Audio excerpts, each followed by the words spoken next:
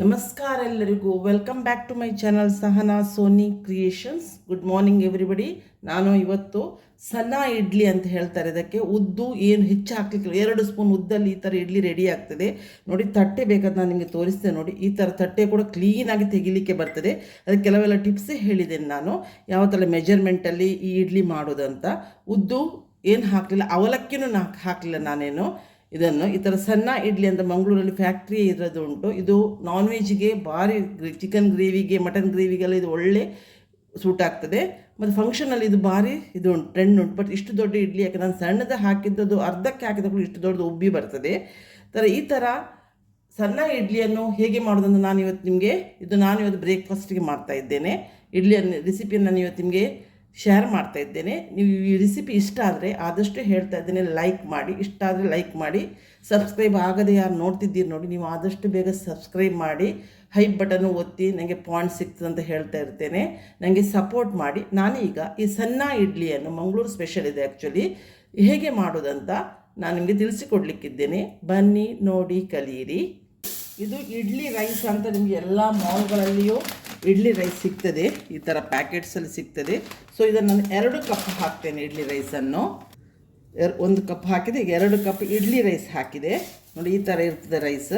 ಇದಕ್ಕೆ ನಾನು ದೋಸೆ ರೈಸ್, ನಾವು ದೋಸೆ ಎಲ್ಲ ಮಾಡ್ತೇವಲ್ಲ, ಆ ರೈಸ್ 1 ಕಪ್ ಹಾಕಬೇಕು. ಈಗ ಇದು ದೋಸೆ ರೈಸ್, ಇದನ್ನು 1 ಕಪ್ ಹಾಕಿ ಇದನ್ನೊಂದು 5 ಗಂಟೆ ನೆನೆಸಿಟ್ರೆ ಒಳ್ಳೆಯದು. 5 ಗಂಟೆ ನಾನು ಇದನ್ನು ಚೆಂದ ಮಾಡಿ ತೊಳೆದು ನೆನೆಸಿಡ್ತೇನೆ. ಈಗ ಇನ್ನೊಂದು 2 ಬೇರೆ ಐಟಮ್ಸ್ ತೋರಿಸ್ತೇನೆ. ಈಗ ನಾನು ಇದಕ್ಕೆ 2 ಟೇಬಲ್ ಸ್ಪೂನ್ ಉದ್ದಿನಬೇಳೆ, ಇದಕ್ಕೆ ಉದ್ದಿನಬೇಳೆ ತುಂಬ ಕಡಿಮೆ, 2 ಟೇಬಲ್ ಸ್ಪೂನ್, ಈ ಥರ ಟೇಬಲ್ ಸ್ಪೂನಲ್ಲಿ 2 ಟೇಬಲ್ ಸ್ಪೂನ್ ಉದ್ದಿನಬೇಳೆ ಹಾಕಿದೆ. ಈ ಇನ್ನೊಂದು ಇಂಗ್ರೀಡಿಯೆಂಟ್ಸ್ ಅಂದರೆ ಸಾಬಕ್ಕಿ ಉಂಟಲ್ಲ, ಇದು ಸಣ್ಣದು ಉಂಟು, ದೊಡ್ಡದು ಸಿಗ್ತದೆ, ನಂತರ ಸಣ್ಣದು ಉಂಟು. ಇದು 2 ಟೇಬಲ್ ಸ್ಪೂನ್ ಸಾಬಕ್ಕಿ. ಇದನ್ನು ಹಾಗೆ ಚೆಂದ ಮಾಡಿ ತೊಳೆದು 5 ರಿಂದ 6 ಗಂಟೆ ನೆನೆಸಿಟ್ಟು ಮತ್ತು ಮಿಕ್ಸಿಯಲ್ಲಿ ರುಬ್ಬಿ ನಾನು ಆ ಪ್ರೋಸೆಸ್ಸನ್ನು ತೋರಿಸ್ತೇನೆ. ಈಗ ಇದನ್ನು ನೆನೆಸಿಡುವ 5 ರಿಂದ 6 ಗಂಟೆ. ನಾನು ಇದನ್ನು 6 ಗಂಟೆ ನೆನೆಸಿಟ್ಟಾಯ್ತು. ಈಗ ಮೊದಲಿಗೆ ನಾನು ಒಂದು ಉಗುರು ಬೆಚ್ಚಗಿನ ನೀರು 2 ಟೇಬಲ್ ಸ್ಪೂನ್ ತಗೊಂಡಿದ್ದೇನೆ. ಇದಕ್ಕೆ ಈಸ್ಟ್ ಪೌಡ್ರ್ ನೋಡಿ, ಇಷ್ಟೇ 1/4 ಟೇಬಲ್ ಸ್ಪೂನಷ್ಟು ಈಸ್ಟ್ ಪೌಡ್ರ್ ಹಾಕ್ತೇನೆ. ಅದಕ್ಕೆ 1 ಟೇಬಲ್ ಸ್ಪೂನಷ್ಟು ಒಂದು ಸಣ್ಣ ಟೇಬಲ್ ಸ್ಪೂನು ನಾನು ಶುಗರ್ ಹಾಕಿ ಇದನ್ನು ಸ್ವಲ್ಪ ಡೈಲ್ಯೂಟ್ ಮಾಡಿ, ಇದು ಸ್ವಲ್ಪ ಆಗ ಒಳ್ಳೆ ರೀತಿಯಲ್ಲಿ ಉಬ್ತದೆ. ನಾವು ಕರೆದು ಬರುವಾಗ ಉಂಟಲ್ಲ, ಇದು ಸೆಟ್ ಆಗ್ತದೆ, ಈಸ್ಟೆಲ್ಲ ಮೆಲ್ಟಾಗಿ ಅದು ಆ್ಯಕ್ಟಿವೇಟ್ ಆಗಲಿಕ್ಕೆ ಸ್ಟಾರ್ಟ್ ಆಗ್ತದೆ. ಉಗುರು ಬೆಚ್ಚಗಿನ ನೀರು ತಗೊಳ್ಬೇಕು, ಅದು ಮೆಲ್ಟ್ ಆಗಲಿಕ್ಕೆ ಒಳ್ಳೆಯದಾಗ್ತದೆ. ಸೊ ಇದನ್ನು ನಾನು ಮುಚ್ಚಿಡ್ತೇನೆ. ಈಗ ಸ್ವಲ್ಪ ಚಳಿ ಇರಲಿಕ್ಕೆ ಹೋಗಿ ಸ್ವಲ್ಪ ನಾವು ಬೇಗ ಕಡಿಬೇಕಾಗ್ತದೆ, ಇವತ್ತು ಲೇಟ್ ಆಯಿತು. ಸೊ ಇದನ್ನು ನಾನು ಸೈಡಿಗೆ ಇಟ್ಟು ಈಸ್ಟನ್ನು. ಈಗ ಇಲ್ಲಿ ಫಸ್ಟಿಗೆ ನಾನು ಉದ್ದು ಮತ್ತು ಸಾಬಕ್ಕಿ ನೆನೆಸಿದೆ ನೋಡಿ, ಅದನ್ನು ಮಿಕ್ಸಿ ಜಾರಿಗೆ ಹಾಕಿ ಕರೆದು ತರ್ತೇನೆ. ಆನಂತರ ಅಕ್ಕಿ ಕಟ್ಕೊಂಡು ಬರ್ತೇನೆ. ಇದು ಮಾತ್ರ ಮಿಕ್ಸಿ ಜಾರಲ್ಲಿ ನುಣ್ಣಗೆ ನಾನು ಇದು ಒಂದು ಬ್ಯಾಚ್ ಅರ್ದು ತಂದಿದ್ದೇನೆ. ಈಗ ಅಕ್ಕಿಯನ್ನು ಇದೇ ಥರ ನುಣ್ಣಗೆ ಅರ್ದು ತರ್ತೇನೆ. ನೋಡಿ, 2 ಬ್ಯಾಚು ನಾನು ನುಣ್ಣಗೆ ಅರ್ದು ತಂದಿದ್ದೇನೆ. ಮತ್ತು ಯಾವಾಗಲೂ ನಾವು ಇಡ್ಲಿ ಇದಕ್ಕೆ ನುಣ್ಣಗೆ ಅರಿಯುವುದಿಲ್ಲ, ಬಟ್ ಇದಕ್ಕೆ ಸಣ್ಣಕ್ಕೆ ಇದು ಮಾಡುವಾಗ ನುಣ್ಣಗೆ ಅರಿಬೇಕು. ಈಸ್ಟ್ ಹಾಕೋ ಬದಲಿಗೆ ಆ್ಯಕ್ಚುಲಿ ಶೇಂದಿ ಅಂತ ಬರ್ತದೆ, ಕಳ್ಳು, ನಾವಿಲ್ಲಿ ಕಳ್ಳು ಅಂತ ಕರಿತೇವೆ ಶೇಂದಿ, ಅದು 1 ಲೋಟೆ ಹಾಕಿಯೂ ಕಡಿಬೋದು, ಅದು ಒಳ್ಳೆಯದಾಗ್ತದೆ. ಈಗ ಅದು ಅದು ಸಿಕ್ಕುವುದಿಲ್ಲಲ್ಲ, ಎಲ್ಲ ಟೈಮಲ್ಲಿ ಸಿಕ್ಕುವುದಿಲ್ಲ. ಸೊ ಅದಕ್ಕಾಗಿ ನಾನು ಇದು ಈಸ್ಟ್ 1/4 ಟೇಬಲ್ ಸ್ಪೂನ್ ಹಾಕಿದ್ದು. ಸ್ವಲ್ಪ ನೀರು ಹಾಕ್ತೇನೆ. ಇದನ್ನು ನನಗೆ ಈಸ್ಟ್ ಪೌಡ್ರ್ ಹಾಕ್ತೇನೆ. ಈಸ್ಟ್ ನೆನೆಸಿಟ್ಟು ನೋಡಿ ಹೇಗೆ ಆ್ಯಕ್ಟಿವೇಟ್ ಆಯ್ತು ನೋಡಿ, ಇದು ಉಬ್ಬಿ ಬಂತು ನೋಡಿ. ಈಗ ನಾನು ಇದಕ್ಕೆ ಹಾಕಿ ಇದನ್ನು ಚೆಂದ ಮಾಡಿ ಮಿಕ್ಸ್ ಮಾಡ್ತೇನೆ. ಅದು ಸಕ್ಕರೆ ಹಾಕಿ ನೀವು ಒಂದು ಸ್ವಲ್ಪ ಉಗುರು ಬೆಚ್ಚಗಿನ ನೀರಲ್ಲಿ ಈಸ್ಟನ್ನು ನೆನೆಸಿಟ್ರೆ ಕೂಡಲೇ ಆ್ಯಕ್ಟಿವೇಟ್ ಆಗ್ತದೆ. 1/4 ಟೇಬಲ್ ಸ್ಪೂನ್ ಮಾತ್ರ ಹಾಕಿದ್ದು ನಾನು. ಇದು ಇಡ್ಲಿ ಹಿಟ್ಟಿನ ಹದಕ್ಕೆ ನಾವು ಕಲಸಿ ಇಟ್ಟು ಬಿಡುವ. ಇದರಲ್ಲಿ ದೋಸೆಯೂ ಮಾಡಲಿಕ್ಕಾಗ್ತದೆ, ಇಡ್ಲಿಯೂ ಮಾಡಲಿಕ್ಕಾಗ್ತದೆ.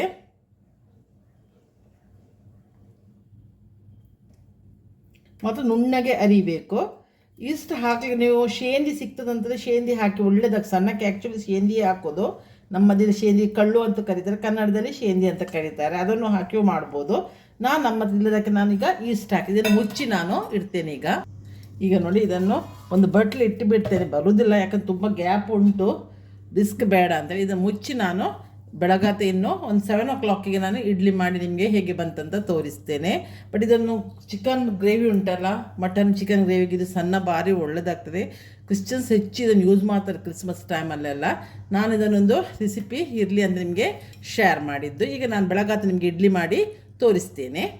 ಈಗ ನೋಡಿ ಬೆಳಗತ್ತ ನಾನು ಇದಕ್ಕೆ ಉಪ್ಪು ಹಾಕ್ತೀನಿ. ಮೇಲೆ ಬಂದೆಲ್ಲ ಇದರಲ್ಲಿ ಮುಚ್ಚಳದಲ್ಲೆಲ್ಲ ಬಂದಿತ್ತು ನೋಡಿ, ಇಲ್ಲೆಲ್ಲ ನೋಡಿ ಪ್ಲೇಟಿಗೆಲ್ಲ ಬಿದ್ದಿದೆ.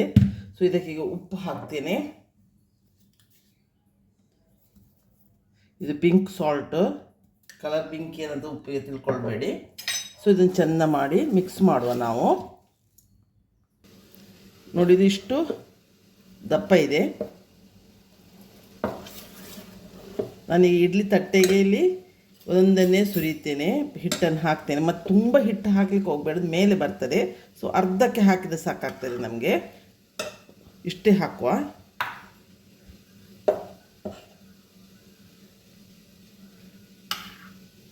ನಾನಿಲ್ಲಿ ಗ್ಯಾಸಲ್ಲಿ ನಾನು ಇಡ್ಲಿ ಪಾತ್ರೆಯಲ್ಲಿ ನೀರು ಇಟ್ಟಿದ್ದೇನೆ. ಚೆಂದ ಮಾಡಿ ಬಾಯ್ಲ್ ಆಗ್ತಾ ಇರಬೇಕು. ನಾವು ಇಡ್ಲಿ ಇಡುವಾಗ ನೋಡಿ ಅದು ತುಂಬ ಕುದಿ ಬಂದು ಹಬೆ ಎದ್ದಿದ್ದರೆ ನಾವು ಕೂಡಲೇ ತಟ್ಟೆ ಇಟ್ಟ ಕೂಡಲೇ ಅದು ಆ್ಯಕ್ಟಿವೇಟ್ ಆಗ್ತದೆ ಉಬ್ಬಲಿಕ್ಕೆ. ಯಾವಾಗ ಕೆಲವು ಹೇಳ್ತಾರೆ ನಮ್ಮದು ಸಾಫ್ಟ್ ಬರೋದಿಲ್ಲ ಇಡ್ಲಿ ಯಾಕೆ ಅಂತ ಹೇಳಿದ್ರೆ, ಕೆಲವು ಆ ರೀಸನೂ ಇರ್ತದೆ. ಮತ್ತು ಇಲ್ಲಿ ಚಳಿ ಈಗ ಉಂಟು, ತುಂಬ ಚಳಿ ಇರುವಾಗ ಸ್ವಲ್ಪ ನೀವು ನೋಡಿ, ನಾನು 1/4 ಟೇಬಲ್ ಸ್ಪೂನ್ ಈಸ್ಟ್ ಹಾಕಿದ್ದು. ಆ್ಯಕ್ಟಿವೇಟ್ ಮಾಡಿ ಹಾಕಿದ ಕೂಡಲೇ ಅದು ಕೂಡಲೇ ಆ್ಯಕ್ಟಿವೇಟ್ ಆಗ್ತದೆ. ಕೆಲವು ಟಿಪ್ಸ್ ಎಲ್ಲ ಉಂಟು, ಅದನ್ನೆಲ್ಲ ನೀವು ಫಾಲೋ ಮಾಡಿ. ಯಾವಾಗಲೂ ಹೇಳೋದು ನಾನು, ಇಡ್ಲಿ ಪಾತ್ರೆಯಲ್ಲಿ ನೀರು ಚೆಂದ ಕುದಿ ಬಂದು ಹಬೆ ಹೇಳ್ತಾ ಇರುವಾಗಲೇ ನೀವು ಇಡ್ಲಿಯನ್ನು ಇಡಲಿಕ್ಕೆ ಟ್ರೈ ಮಾಡಿ. ನೋಡಿ ಎಷ್ಟು ಹಬೆ ಬರ್ತಾ ಉಂಟು ನೋಡಿ. ಇದನ್ನು ನಾನು ಒಂದೇ ಇದನ್ನು ಇಡ್ತೇನೆ ಇಡ್ಲಿ ತಟ್ಟೆಯನ್ನು. ಈ ಥರ ಹಬೆ ಬಂದಿರಬೇಕು. ಇನ್ನು ಇದರಲ್ಲಿ 15 ಮಿನಿಟ್ಸ್ ನಾನು ಇಡ್ಲಿಯನ್ನು ಬೇಯಿಸಿ ನಿಮಗೆ ತಂದು ತೋರಿಸ್ತೇನೆ ಹೇಗೆ ಬಂತಂತ. ನೋಡಿ ಇಡ್ಲಿ ಈಗ ಬೆಂದಾಯಿತು. ತುಂಬ 15 ಮಿನಿಟ್ಸ್ ನಾನು ಬೇಯಿಸಿದ್ದೇನೆ. ಸ್ವಲ್ಪ ಬಿಸಿ ಬಿಸಿ ಉಂಟು. ತುಂಬ ತಣಿದ ನಂತರ ನಿಮಗೆ ನೋಡಿ ಕೈಯಲ್ಲಿ ಹೀಗೆ ನೀವು ಪ್ರೆಸ್ ಮಾಡಿದ್ರೆ ತೆಗಿಲಿಕ್ಕೆ ಬರ್ತದೆ ನೋಡಿ. ಇದು ಕ್ಲೀನು ಉಂಟು ನೋಡಿ, ಸಾಫ್ಟ್ ಎಷ್ಟು ಉಂಟು ನೋಡಿ. ಇದು ಇಡ್ಲಿ ಅಲ್ಗಾಡ್ತಾ ಉಂಟು ನೋಡಿ. ಈ ಥರ ಸಣ್ಣ ಇಡ್ಲಿ ರೆಡಿ ಆಗ್ತದೆ. 2 ಸ್ಪೂನ್ ನಾನು ಉದ್ದಿನಬೇಳೆ ಹಾಕಿದ್ದು. ಸೊ ನೋಡಿ ಈ ಥರ ಪ್ರೆಸ್ ಮಾಡಿದ ಕೂಡ ನೋಡಿ, ಅದು ಸ್ವಲ್ಪ ಇದಕ್ಕೆ ಬಿಸಿ ಉಂಟು ಹೇಳಿದಲ್ಲ, ತಣ್ಣದ ನಂತರ ನೀವು ನೋಡಿ ಈ ಥರ ಮಾಡಿದ ಕೂಡಲೇ ಅದು ನಮಗೆ ತೆಗಿಲಿಕ್ಕೆ ಬರ್ತದೆ. ಕ್ಲೀನಾಗಿಯೂ ಬರ್ತದೆ. ಏನು ತಟ್ಟೆಯಲ್ಲಿ ಏನು ಹಿಡ್ಕೊಳ್ಳೋದಿಲ್ಲ ನೋಡಿ. ಇಡ್ಲಿ ಕೂಡ ಉಬ್ಬಿ ನೋಡಿ ಎಷ್ಟು ಲಾಯ್ಕಾಯ್ತು ನೋಡಿ. ನಿಮ್ಮ ಹತ್ರ ನಿಮಗೆ ಶೇಂದಿ ಸಿಕ್ಕಿದರೆ, ನಾವು ಇಲ್ಲಿ ಕಳ್ಳು ಅಂತ ಹೇಳಿದ್ದು ಸಿಕ್ಕಿದರೆ ನೀವು ಇಷ್ಟು ಹಾಕಬೇಕಾಗಿಯೂ ಇಲ್ಲ. ಆ್ಯಕ್ಚುಲಿ ಅದರಲ್ಲೇ ಅದು ಮಾಡೋದು ಸಣ್ಣ. ಸೊ ಇದೇ ಥರ ಇಡ್ಲಿ ರೆಡಿ ಆಗ್ತದೆ. ಈ ರೆಸಿಪಿ ಇಷ್ಟ ಆದರೆ ಇದಕ್ಕೊಂದು ಲೈಕ್ ಕೊಡಿ.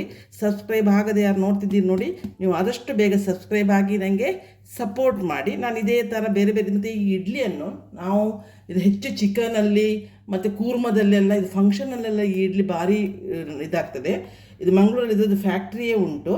ಸೊ ಇದನ್ನು ನಾವು ನೋಡಿ, ಈಗ ಇಡ್ಲಿ ನಾನು ಸ್ವಲ್ಪ ಹಿಟ್ಟು ಹಾಕಿ ಇಷ್ಟು ದೊಡ್ಡದಾಯ್ತು ಇಡ್ಲಿ. 2 ಇಡ್ಲಿ ತಿಂದರೆ ಹೊಟ್ಟೆ ಫುಲ್ಲು ಕೂಡ ಆಗ್ತದೆ.